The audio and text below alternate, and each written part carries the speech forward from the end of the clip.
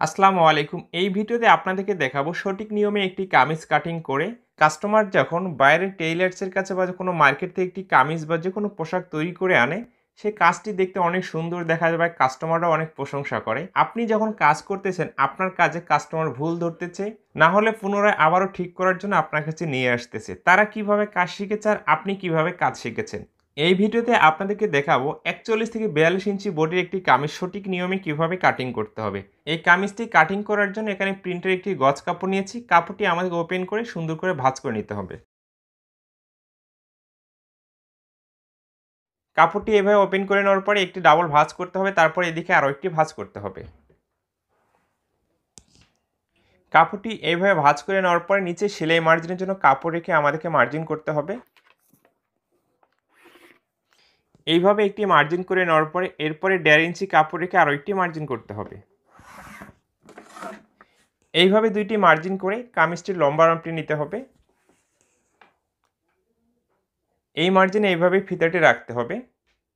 এইভাবে ফিতাটি রেখে আপনার প্রয়োজন অনুযায়ী লম্বা মাপটি নিতে হবে। এই কামিজটি আমি ৪০ ইঞ্চি লম্বা তৈরি করব। ৪০ ইঞ্চিতে মার্জিন করে নিচ্ছি এবং সেলাই মার্জিনের জন্য আরও 1/2 ইঞ্চি এক্সট্রা নিচ্ছি।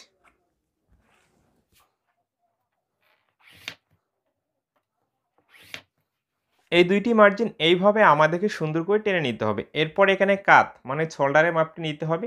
একটি কামিজের খুব গুরুত্বপূর্ণ বিষয় হচ্ছে কাঁধের মাপটি, আর্মহোলের মাপটি এবং গলার মাপটি। এই ৩টি মাপ যদি আপনি ঠিকঠাক মতো নিতে পারেন, তাহলে কোনো কাস্টমারই আপনার কাজ নিয়ে আর কখনো ভুল ধরবে না।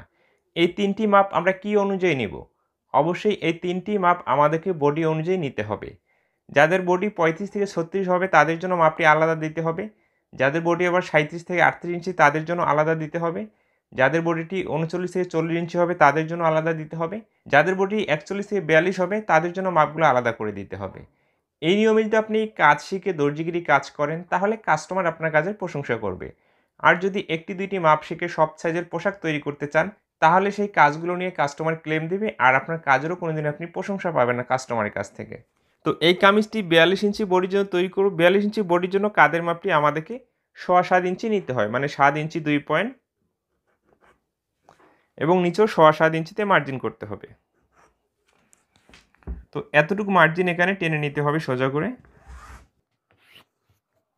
এইভাবে মার্জিনটি টেনে নেওয়ার পরে এখন আর্মহোলের মাপ এবং কামিজের সাইড ফ্লোরের মাপটি নিতে হবে। নিচের এই মার্জিনে ফিতাটি রাখতে হবে। ৪১ থেকে ৪২ ইঞ্চি বডি যখন একটি আমরা কামিজ কাটিং করব, আর্মহোলের মাপটি আমরা কত ইঞ্চি নেব? সর্বনিম্ন ৬ ইঞ্চি নেবেন আপনি। যারা মিডিয়াম লুজ পড়তে ভালোবাসে তাদের জন্য আপনি ৬.৫ ইঞ্চি নেবেন। যারা অতিরিক্ত লুজ পড়তে ভালোবাসে তাদের ক্ষেত্রে আপনি ৬.৫ ইঞ্চি পর্যন্ত নিতে পারেন। তো এখানে ৬.৫ ইঞ্চি আমি আর্মহোলের মাপটি নিয়ে নিচ্ছি। এবং সাইড ফ্লোরটি আমরা কত ইঞ্চি নিচে নিব? একটি কামিজ ৪০ ইঞ্চি লম্বা হলে ১৯.৫ থেকে ২০ ইঞ্চির ভিতরে আপনাকে সাইড ফ্লোরের মাপটি নিয়ে নিতে হবে। তো এখানে ১৯.৫ ইঞ্চি নিচে আমি সাইড ফ্লোরের মাপটি নিয়ে নিচ্ছি। এখানে আর্মহোলের যে মার্জিন করেছি এবং কামিজের সাইড ফ্লোরে এখানে একটি মার্জিন করেছি। এই দুই মার্জিনের ঠিক মাঝখানে কিন্তু আমাদেরকে পেটের মাপ নিতে হবে। ঠিক মাঝখানে একটি মার্জিন করতে হবে। এই মার্জিনগুলোকে সোজা করে টেনে নিতে হবে।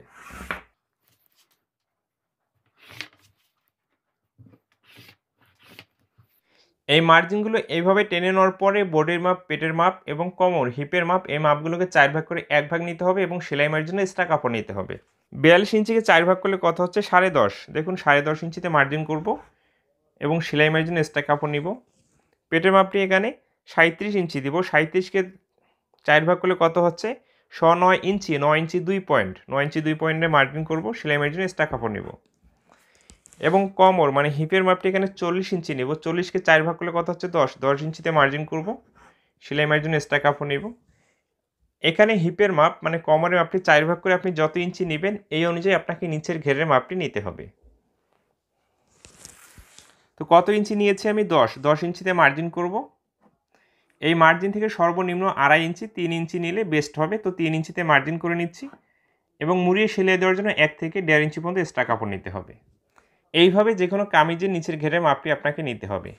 কোমরের মাপটি এখানে যত ইঞ্চি নেবেন তত ইঞ্চিতে মার্জিন করে এক্সট্রা আরও ৩ ইঞ্চি বাড়িয়ে নেবেন, সেলাই মার্জিনে এক্সট্রা কাপড় নেবেন। ওকে, এই মার্জিনগুলো এখন আমাদেরকে মিলিয়ে দিতে হবে।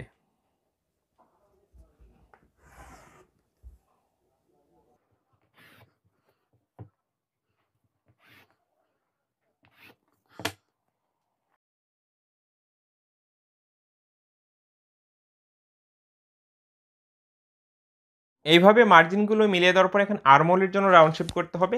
যে কামিজগুলো দুই দিকে ব্যবহার করবে সেই কামিজে তালপাট দেওয়ার কোনো প্রয়োজন নেই। দেখুন, এই জন্য আমরা কী করব, ঠিক মাঝখানে থেকে 1 ইঞ্চি 2 পয়েন্টের উপরে একটি মার্জিন করব এবং আর্মহোলের মাপটি আমরা যত ইঞ্চি নিয়েছি সেটাকে 2 ভাগ করে ঠিক মাঝখানে একটি মার্জিন করব। এখান থেকে বডির মাপটির সাথে আর্মহোলের রাউন্ড শেপটি মিলিয়ে দিতে হবে। এইভাবে রাউন্ড শেপটি করে নেওয়ার পরে এখন গলার মাপটি নিতে হবে। 41 থেকে 42 ইঞ্চি বডি যখন একটি আমরা কামিজ তৈরি করব, গলার পাশের মাপটি আমরা কত ইঞ্চি নিব? এখানে যারা একটু ছোট বা মিডিয়াম পড়তে ভালোবাসে তাদের ক্ষেত্রে আপনি 5.5 ইঞ্চি নিতে পারেন পাশে। যারা একটু বড় পড়তে ভালোবাসে তাদের ক্ষেত্রে আপনি 6 ইঞ্চি নিতে পারেন। যারা অতিরিক্ত পড়তে ভালোবাসে তাদের ক্ষেত্রে আপনি 6.5 বা 7 ইঞ্চি পর্যন্ত নিতে পারেন। তো এখানে গলার পাশের মাপটি আমি 5.5 ইঞ্চি নিয়ে নিচ্ছি। 5.5 কে 2 ভাগ করলে কত হচ্ছে? 3.5। 3.5 ইঞ্চিতে মার্জিন করব এবং গলার যে লম্বাটি এখানে আমি 5 ইঞ্চি নিয়ে নিচ্ছি।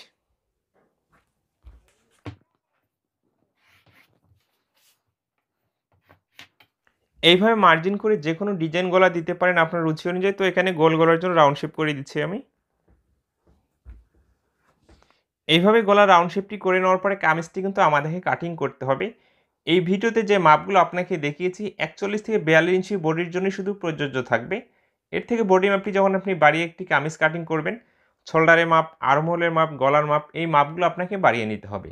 এর থেকে কম বডির জন্য যখন কাটিং করবেন, শোল্ডারের মাপ, আর্মহোলের মাপ, গলার মাপ, এই মাপগুলো আপনাকে কমিয়ে নিতে হবে। তাহলে সেই কামিজটি যার জন্য তৈরি করবেন তার জন্য পারফেক্ট হবে। তো এখন আমি কামিজটি কাটিং করার পরে হাতাটি কিভাবে কাটিং করতে হবে আপনাকে দেখিয়ে দিচ্ছি।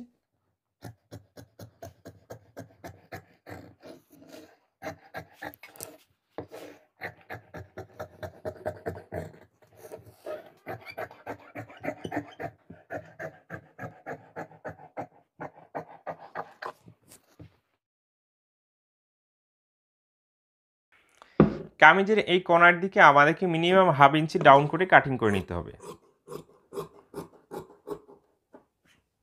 তাহলে কামিজের এই নিচের অংশটি রাউন্ড হয়ে থাকবে এবং কর্নারটি কখনো ঝুলানো দেখা যাবে না। এইভাবে বডি পার্টটি কাটিং করা কমপ্লিট হয়ে গেলে সাইডে সরিয়ে রাখতে হবে। এখানে যে অবশিষ্ট কাপড় আছে এই কাপড়টি দিয়ে আমাদেরকে হাতা কাটিং করতে হবে। হাতাটি ঠিক মাঝখানে জয়েন পড়বে এখানে।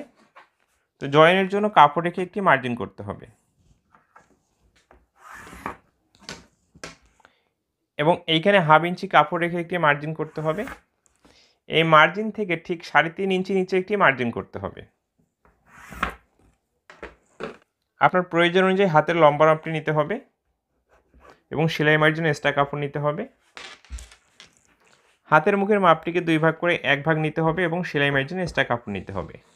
বডির আর্মহোলটি মেপে যত ইঞ্চি আসবে হাতার আর্মহোলটি তত ইঞ্চি নিতে হবে এবং সেলাই মারার জন্য এক্সট্রা কাপড় নিতে হবে। আর্মহোলের জন্য রাউন্ড শেপটি করে নিতে হবে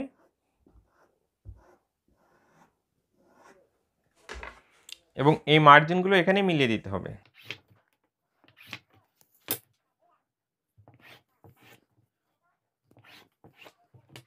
এইভাবে হাতাটি মার্জিন করা কমপ্লিট হয়ে গেলে কাটিংটি করে নিতে হবে।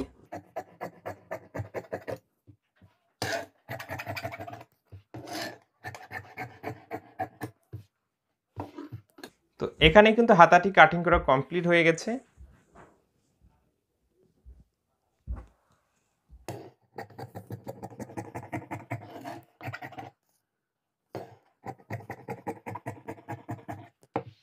এই অবস্থায় কামিজটি কাটিং করে একেবারেই কমপ্লিট হয়ে গেছে। ভিডিওটি শেষ পর্যন্ত দেখার পরে যদি ভালো লেগে থাকে অবশ্যই আমার চ্যানেলটিকে সাবস্ক্রাইব করে রাখবেন এবং ফেসবুক পেজ থেকে এই ভিডিওটি দেখলে অবশ্যই আমার পেজটিকে ফলো দিয়ে রাখবেন। ভালো থাকবেন, সুস্থ থাকবেন, নিজের প্রতি খেয়াল রাখবেন। নেক্সট কোনো ভিডিওতে আবারও কথা হবে এবং আপনার কোনো মতামত থাকলে অবশ্যই কমেন্ট বক্সে জানিয়ে যাবেন।